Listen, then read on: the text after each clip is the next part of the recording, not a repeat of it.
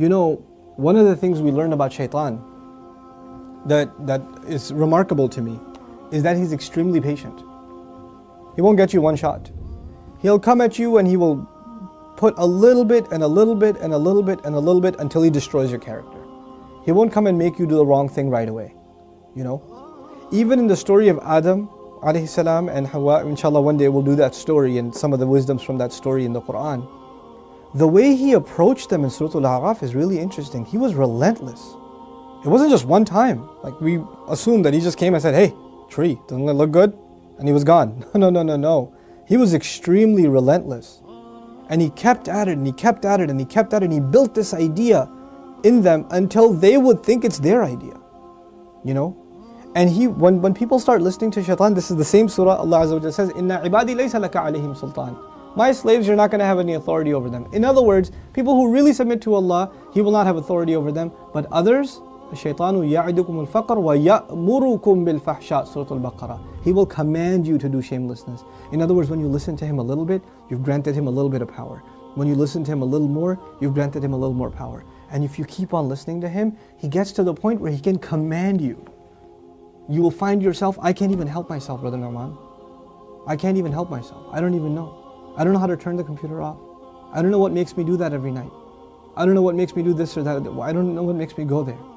Go into that chat session, you know. Go and log into that, you know, horrific website. Go watch that filth. Why do I end up doing that? Why can't I lower my eyes when I'm in an elevator? When I'm walking down the street? I can't even help myself. I don't know what to do.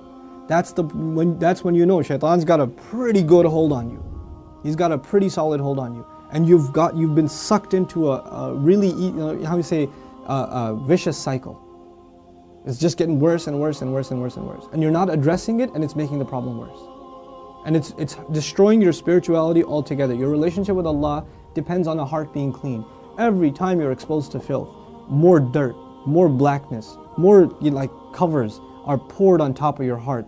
And it keeps on pouring and it keeps on pouring and it keeps on pouring to the point where you're listening to the word of Allah and you can't get yourself to even shed a single tear. It won't come because your heart has been made so hard because of all the exposure to filth, all the sin that your eyes are taking in all the time.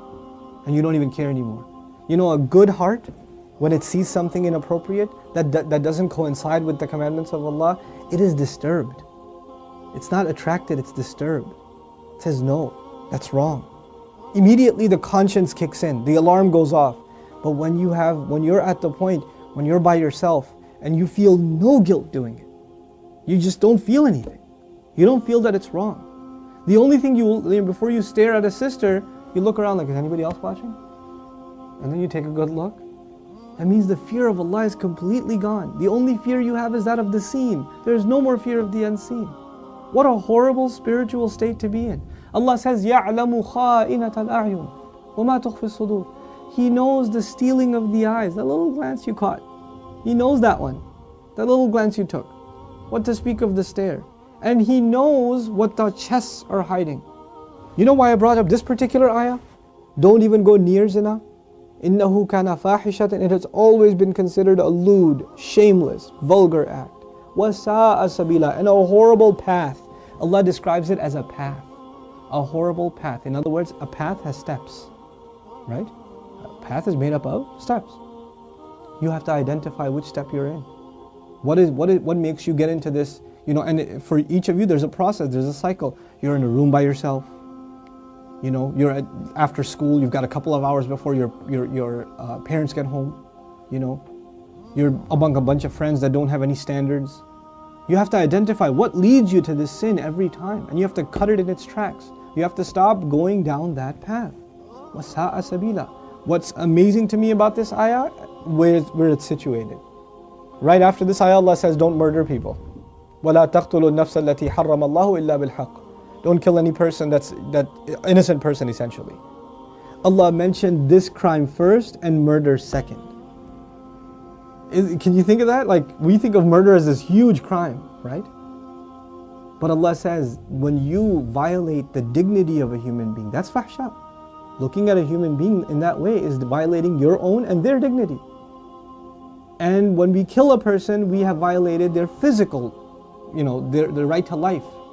So there's the spiritual murder, fahsha, and there's the physical murder, qatl. There's two kinds of murder here. So Allah mentions the spiritual murder first. Our standards have gone so low. A movie comes out, you see a couple of trailers, you tell yourself, there's just one bad scene in it, it's okay. It's PG-13, it's not R. What used to be R 10 years ago is now PG-13. What used to be PG-13 is now PG. They put filthy scenes in everything now. And we don't even care about the spiritual price we're paying. It's affecting our prayer, it's affecting our dua, it's affecting our character. It's affecting our family life. It is. And we don't care. We just think, hey, that's life, bro, come on, live in the times. It's all right. That's just what it is now. What can you do? So many of you don't care what kinds of pictures you put up of yourselves on your Facebook pages. You know, I stopped going on Facebook for a reason. I don't say that Facebook is haram or whatever, but for me personally, I couldn't do it anymore. I just couldn't do it. You know, I stay in, you know, we'll put something up on our Bayina thing, like an announcement or this or that. But for socializing, just the things I saw were so disappointing. Like, how can you do that? You're Muslims. How can you post pictures like that? You know, have dignity for yourself. Have dignity for your family. Guard your gaze. You know, start with your eyes. The zina of the eyes, and everything else goes from there. Everything else goes from there. Inshallah ta'ala, I want to talk to you about this subject at length and do little small snippets and maybe portions from the Quran that deal with this subject. But the last thing I'll tell you today, inshallah ta'ala at least, is something about the word fahisha, which I'm translating as shamelessness or lewdness or vulgarity. The Arabic language has roots that are close to each other. Wahish and fahish. Wahish actually means wild animal. Fahish means someone who acts like a wild animal. Shamelessness is described as behavior close to animal behavior. Allah has dignified us as human beings. The punishment of Adam alayhi salam was his clothes were removed. Our mothers and our fathers' clothes were removed. That was a punishment from Allah. And immediately they recognized that they need to cover themselves. They didn't learn to cover themselves from a society. It wasn't society that taught them to be shameless. You know, nowadays your anthropology professor will tell you, you know, it's society that makes us dress in clothes. You know, it's a sociological thing. We learn to dress and cover ourselves over history, but naturally we're just supposed to be the way we are, like all other animals. Adam alayhi salam didn't learn anything from any society. He was given a consciousness, and the moment his clothes were removed, he's trying to cover himself. Our mother's trying to cover herself. We are supposed to be a people that guard ourselves with covering, and we dignify others by not looking at them. Even if they don't have dignity for themselves, we should have dignity for them and not look. Because they are in the end a creation of Allah. Even if they're a disappointing creation of Allah, they are a creation of Allah. And we have more respect for ourselves and for humanity in general to not look at it as animals look at other animals.